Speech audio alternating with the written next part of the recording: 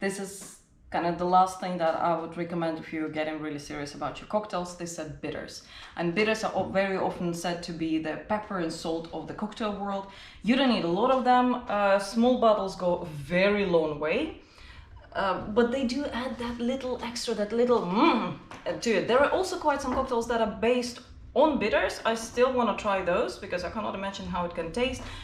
Bitters are alcoholic drinks that are extremely bitter. They are made from herbs, and they're adding this herbal note of bitterness to all of your cocktails. Now you see that I have now a variety, and I just noticed that I don't have here the most traditional one, that is the Angostura bitter. So if there is one bitter that you want to buy, it's probably Angostura, and if, whatever you see in a cocktail, the recipe that it says you need to add bitter, pick your Angostura. But if you do want to differentiate, this is an orange bitter. Again, it adds, it's an orange Angostura, it adds the orange flavor to it. It's really like a little whiff of orange, so if you don't want that too much, bitter is your way to go. I have a cardamom bitter. I have to say, I've never used it in cocktail. I put it in my tea because I like cardamom flavor. We have here Chartreuse, which is a French bitter. Ours is a green color. There is also a yellow one. We have Peychaud, that is very often mentioned as a specific bitter to add in a cocktail. And then I've got here two fortified herbal wines, and that's Lillet and Fernet Branca. Fernet Branca is very popular in Argentina, and there are cocktails that are based fully on Fernet Branca, but they act as the same. They add in the bitterness to your cocktails. Do you absolutely need them? No.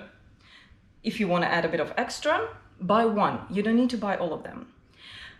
What I'm not showing you here, and that's what I do have in my bar, but I really don't think it's absolutely necessary, it's a specific liquor. So we have coconut liquor, chocolate liquor, apricot brandy, cherry brandy, violet liquor. They are very often needed for one cocktail. So if you're just starting a bar at home, there is no need to buy those. So just to conclude, if you're just starting a bar, pick one spirit that you want to base your cocktails on and start with that spirit. Don't buy the most expensive, outrageous whiskey that there is, unless you really love whiskeys and you know you're going to drink it. But just buy something decent, good quality for not absolutely highest price ever, and work with that liquor. If you come across a recipe that requires gin, try to replace it with whiskey, try to replace it with vodka and see what happens.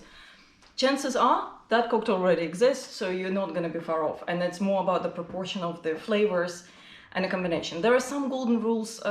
For example, rums are very often combined with pineapple, and tequila is very often combined with lime. But generally speaking, just try. It's also something about being creative. You don't need to spend lots of money to start making cocktails. That's maybe my biggest message from today. And it can be quite easy. And it's kind of nice to have a cocktail in the end of the day. So next time we're going to talk about equipment. What tools do you need in your home bar? I'm talking about home bar, people. And for now, I'm going to make a cocktail.